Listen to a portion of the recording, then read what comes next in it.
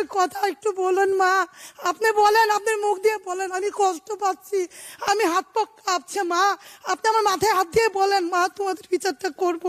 মা আপনি না বললে হবে না মা, মা আপনি আমার মা, আপনি আমার মা।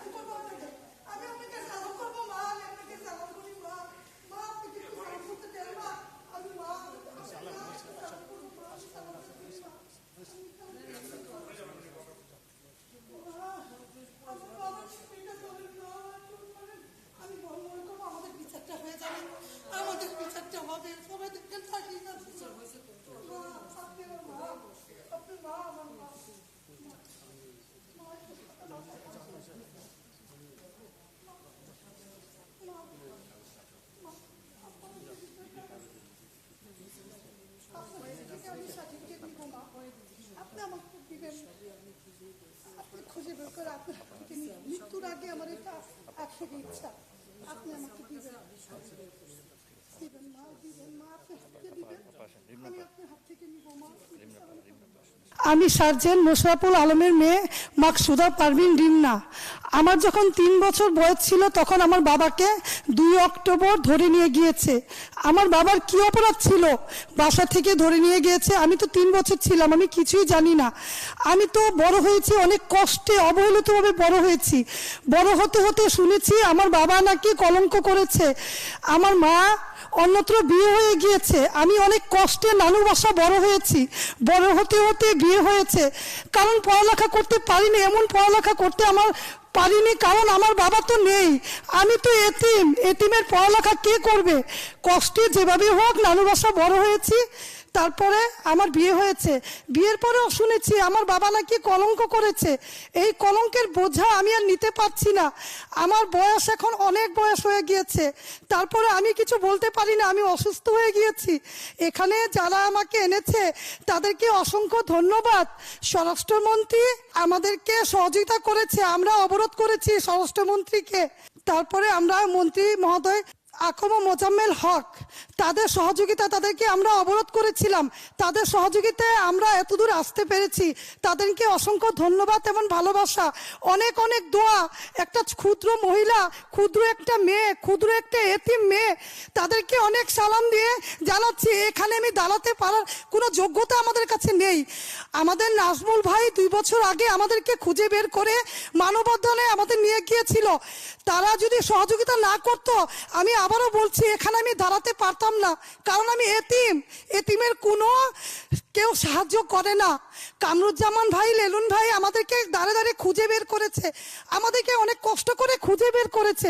খুঁজে বের করে তারপরে আমাদেরকে ফোনের উপরে ফোন করে, আমরা তো আসতে চাইনি কারণ শ্বশুর বাড়িতে থাকি, সবাই বলে যে ভয় দেখিয়েছে যে না তোদের বাবা তো অপরাধ করেছে, তোদের বাবা তো কলঙ্কিত করেছে।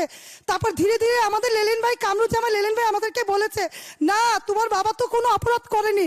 ধীরে ধীরে জানতে পেরেছি, তারপরে আমার হাজবেন্ড বলেছে যাও আমি তোমার পাশে আছি। তারপরে এভাবে করে আস্তে আস্তে করে এখানে আসতে পেরেছি, তাদের সহযোগিতায় আমি এখানে দাঁড়িয়েছি।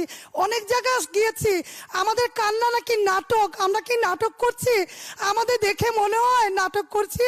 মাননীয় প্রধানমন্ত্রী আপনিও বলেন, আমি একটা মেয়ে, মা হারা, বাবা হারা, এতিম একটা মেয়ে এখানে দাঁড়িয়েছে, যাদের সহযোগিতা আমি এখানে দাঁড়িয়েছি তাদেরকে আবার একটা সালাম দিচ্ছি, কারণ তাদের সহযোগিতা ছাড়া আমি এখানে দাঁড়াতে পারতাম না। এই যে আমার বাবার ছবি, বলেন আপনারাই বলেন আমার বাবা কোনো অপরাধ করেছিল? আমি সার্জেনের মেয়ে, একটা সার্জেনের মেয়ে হয়ে কি অপরাধ? আমি বলতে বলতে জোরে বলে ফেলি, আপনারা কিছু মনে করবেন না, কারণ আমার বাবার রক্ত তো আমার শরীরে বইছে। আমার বাবা যদি বেঁচে থাকতো তাহলে তো আমি কিছু হতে পারতাম। আমি তো পড়ালেখা করে একটা বিমান বাহিনীতে না হতে হতো, তারপর তো কিছু হতে পারতাম, কিন্তু কিছুই হতে পারিনি। আমি একটা অবহেলিতভাবে জীবন পার করতে করতে বয়সের কোন প্রান্তে পৌঁছে গিয়েছি, দাঁড়ে দাঁড়ে ঘুরছি। লেলিন ভাই যদি না দেখাতো তাহলে কবরের জায়গাটাও পেতাম না, কিন্তু কবরে নিয়ে গিয়েছে কামরুজ্জামান লেলিন ভাই। যখন নিয়ে গিয়েছে তখন জায়গাটা তো পাই না। কোথায় আমার বাবা? আমার বাবার কবর কোথায়? আমার বাবার কবর আমি পাই না, আমার বাবার জায়গাটা আমি ধরতে পারি না। মাননীয় প্রধানমন্ত্রী, আপনি আমার মা, আপনি আমার জনগণের মা। আমার মতো অনেক এতিমরা এখানে বসে আছে, ওই এতিম দিকে তাকান। আপনি না তাকালে আমরা পারবো না। আপনার আঁচল তলে আমাদের একটু ছায়া দিন। আমি জানি এখানে যখন এসেছি আমাদের বিচারটা পাবো, আমার মৃত্যুর আগে আমি বিচারটা দেখে দিতে চাই। মাননীয় প্রধানমন্ত্রী, আপনি যদি এটুকু না করবেন কে করবে? আপনার আঁচল তলে আমাদেরকে একটু ঠাঁই দিন। নাজমুল ভাইকেও ধন্যবাদ, আমাদের মানববন্ধনে অনেক সহযোগিতা করেছে। লেলিন ভাই যদি না থাকতো, বারে লেলিন ভাইয়ের কথা এই কারণে বলছি, কারণ আমরা কোনায় কোনায় পড়েছিলাম। তারা যদি সহযোগিতা না করতো আমরা কোথায় যেতাম? আমরা হয়তো কোনো কোনায় মরেই থাকতাম, কারণ আমি অসুস্থ, চিকিৎসা করতে পারি না। আমার হাজবেন্ড অত বড় লোক না, কষ্ট করে যতটুকু পারি আমরা চলি। আমরা কিছুই চাই না, আমার বাবার জায়গাটা চাই। আমাদের বর্তমান স্কেলে যতটুকু আমাদের প্রাপ্য, ওই প্রাপ্যটুকু আমাদের বুঝিয়ে দিন। আপনি ছাড়া আমাদেরকে কেউ দিবে না। আমাদের দিকে দৃষ্টি আকর্ষণ করুন মাননীয় প্রধানমন্ত্রী। আমার চোখের পানি শুকিয়ে গিয়েছে, এই যে একটু আগে দেখলাম, আমি চোখ লুকিয়ে লুকিয়ে কেঁদেছি। কারণ অনেকে হয়তো টিভিতে দেখবে, বলবে নাটক করি। আমাকে কি দেখে মনে হয় মাননীয় প্রধানমন্ত্রী আমি নাটক করছি? না, আমি রাতে ঘুমাতে পারি না। রাতে যখন ঘুমাই তখন আমার বাবা আমাকে বলে, যাও তোমাদের মা তোমাদের সাথে আছে। মাননীয় প্রধানমন্ত্রী, উনি জনগণের মাতা, আমাদের মাতা, আমাদের জন্য অনেক কিছু করবে। আমি জানি যখন এখানে দাঁড়িয়েছি উনি আমাদের যে সম্মানটা দিয়েছেন, উনি আমাদেরকে অনেক কিছু করবেন, আমাদের জন্য অনেক কিছু করবেন। মাননীয় প্রধানমন্ত্রী, আমাদের বিচারটা যদি না করবেন তাহলে তো হবে না। খুনি জিয়ার জন্য আমরা কেন কষ্ট করব? আমরা তো কোনো অপরাধ করিনি।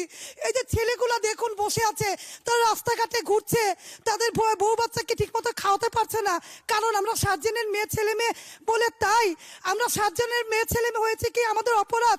বিমান বাহিনীতে চাকরি করতো, এটাই কি অপরাধ? এই যে আমাকে নাহারাপা আমাকে বলে যে আমাকে পাগলি মেয়ে, পাগলি রিমনি বলে। হ্যাঁ আমি পাগলি, আমি বাবার পাগলি, আমি বাবার পাগলি হয়ে জীবন আমি রাস্তাঘাটে মরেও যেতে পারি। খুনি যে হয়তো আমাকে মেরে ফেলতে পারে, আমার কোনো অপরাধ নেই, আমার কোনো কিছু করিনি। আমি বিচার চাই, আমি খুনি যে আর অপরাধে বিরাট চাই। এখন আমার হাত কাঁপছে, আমি কথা বলতে পারছি না, আমি বিচারটা চাচ্ছি। মাননীয় প্রধানমন্ত্রী, আপনি আমার বিচারটা করবেন।